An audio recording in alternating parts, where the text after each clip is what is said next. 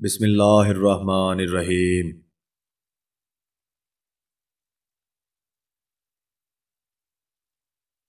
پیارے دوستو، السلام علیکم ورحمۃ اللہ وبرکاتہ۔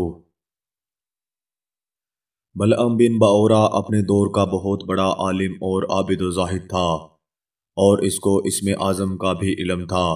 یہ اپنی جگہ بیٹھا ہوا اپنی روحانیت سے عرش اعظم کو دیکھ لیا کرتا تھا، اور بہت ہی مستجاب الدعوات تھا کہ اس کی دعائیں بہت زیادہ مقبول ہوا کرتی تھیں۔ اس کے شاگردوں کی تعداد بہت زیادہ تھی۔ مشہور یہ ہے کہ اس کی درسگاہ میں طالب علموں کی دعوتیں 12,000 تھیں۔ جب حضرت موسیٰ علیہ السلام قوم جبارین سے جہاد کرنے کے لیے بنی اسرائیل کے لشکروں کو لے کر روانہ ہوئے تو بلعم بن بعورہ کی قوم اس کے پاس گھبرائی ہوئی آئی اور کہا کہ حضرت موسیٰ علیہ السلام بہت ہی بڑا اور نہایت ہی طاقتور لشکر لے کر حملہ آور ہونے والے ہیں، اور وہ یہ چاہتے ہیں کہ ہم لوگوں کو زمینوں سے نکال کر یہ زمین اپنی قوم بنی اسرائیل کو دے دیں۔ اس لیے آپ حضرت موسیٰ علیہ السلام کے لیے ایسی بد دعا کر دیجئے کہ وہ شکست کھا کر واپس لوٹ جائیں۔ آپ چونکہ مستجاب الدعوات ہیں، اس لیے آپ کی دعا ضرور قبول ہو جائے گی۔ یہ سن کر بلعم بن بعورہ کانپ اٹھا اور کہنے لگا کہ تمہارا برا ہو، خدا کی پناہ! حضرت موسیٰ علیہ السلام اللہ کے رسول ہیں، اور ان کے لشکر میں مومنوں اور فرشتوں کی جماعت ہے۔ ان پر بھلا میں کیسے اور کس طرح بد دعا کر سکتا ہوں؟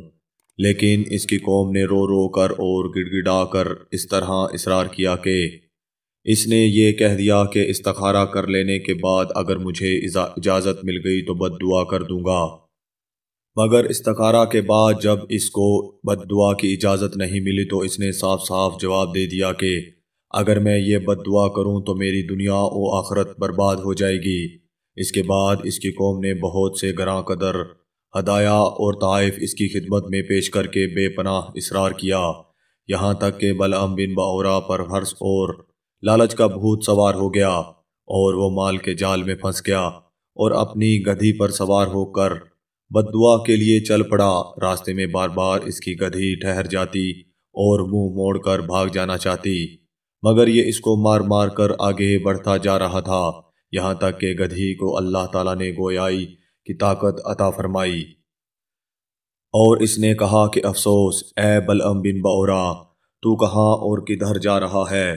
دیکھ میرے آگے فرشتے ہیں جو میرا راستہ روکتے اور میرا منہ موڑ کر مجھے پیچھے دھکیل رہے ہیں۔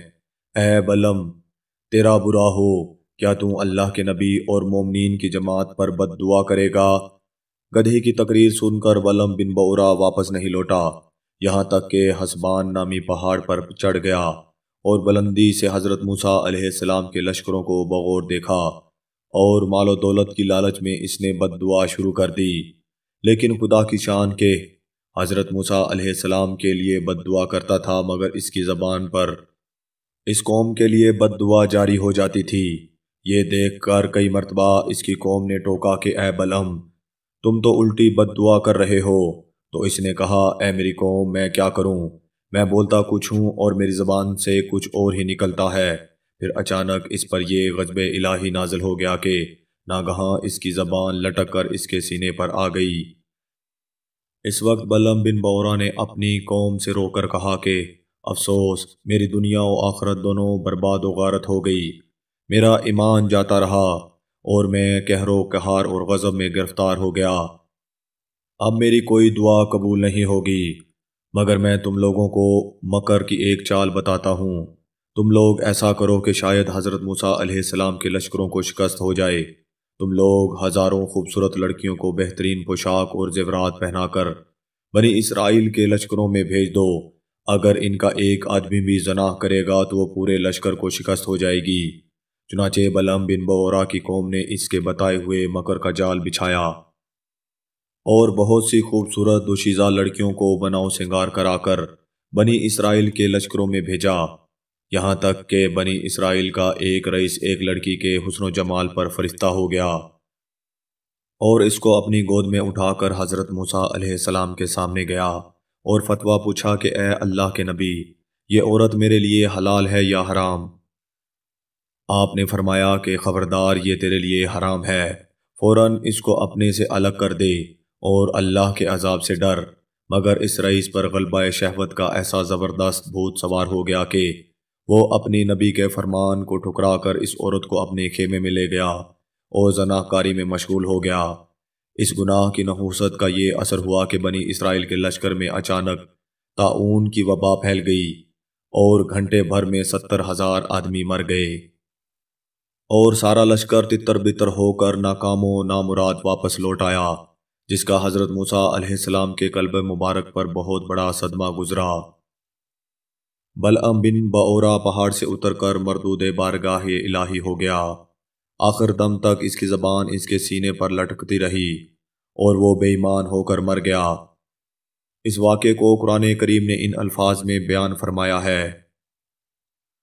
سورہ اعراف آیت نمبر 175 اور 176۔ ترجمہ: اے محبوب، انہیں ان کے احوال سنائیے جن کو ہم نے اپنی آیتیں دیں تو وہ ان آیتوں سے صاف نکل گیا، پھر شیطان اس کے پیچھے لگ گیا تو وہ گمراہ ہو گیا، اور اگر ہم چاہتے تو اس کو آیتوں کے سبب اوپر اٹھا لیتے، مگر وہ تو زمین پکڑ کر رہ گیا اور اپنی خواہش کا تابع ہو گیا۔ تو اس کا حال کتے کی طرح ہے کہ تو اس پر حملہ کرے جب بھی وہ زبان نکالے اور چھوڑ دے جب بھی وہ زبان نکالے۔ یہی حال ہے ان لوگوں کا جو ہماری آیتوں کو جھٹلاتے ہیں۔ تو اے محبوب، آپ لوگوں کو نصیحت سناتے رہیے تاکہ لوگ دھیان رکھیں۔ روایت ہے کہ بعض انبیاء کرام نے اللہ تعالیٰ سے دریافت کیا کہ تو نے بلعم بعورہ کو اتنی کرامتیں عطا فرما کر پھر اس کو کیوں اس قدر مذلت میں گرا دیا؟ تو اللہ تعالیٰ نے فرمایا کہ اس نے میری نعمتوں کا کبھی شکر ادا نہیں کیا۔ اگر وہ شکر گزار ہوتا تو میں اس کی کرامتوں کو سلب کر کے اس کو دونوں جہانوں میں اس طرح ذلیل و خوار اور خائب و خاسر نہ کرتا۔ روح البیان جیم تلاتا سواد میاں و تسا تلاتین۔ اس سے ان عالموں اور لیڈروں کو سبق حاصل کرنا چاہیے کہ جو جان بوجھ کر اپنے دین و امان کا سودا کرتے رہتے ہیں۔ دیکھ لو بلعم بعورہ کیا تھا اور کیا ہو گیا۔ یہ کیوں ہوا؟ اس لیے اور صرف اس لیے کہ وہ مال و دولت کے لالچ میں گرفتار ہو گیا اور دانستہ اللہ کے نبی پر دعا کرنے کے لیے تیار ہو گیا، تو اس کا اس پر یہ وبال پڑا کہ دنیا اور آخرت میں ملعون ہو کر اس طرح مردود ہو گیا کہ عمر بھر کتے کی طرح لٹکتی ہوئی زبان لیے پھرا، اور آخرت میں جہنم کی بھڑکتی اور شعلہ بار ایندھن بن گیا۔ لہٰذا ہر مسلمان خصوصاً علماء و مشائخ کو مال و دولت کے حرص اور لالچ کے جال سے ہمیشہ پرہیز کرنا چاہیے، اور ہرگز کبھی بھی مال کی متاع میں دین کے اندر مزاحمت نہیں کرنی چاہیے، ورنہ خوب سمجھ لو کہ قہر الہی کی تلوار لٹک رہی ہے۔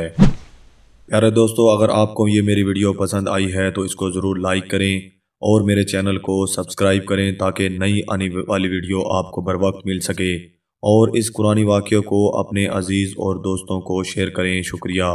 السلام علیکم ورحمۃ اللہ وبرکاتہ۔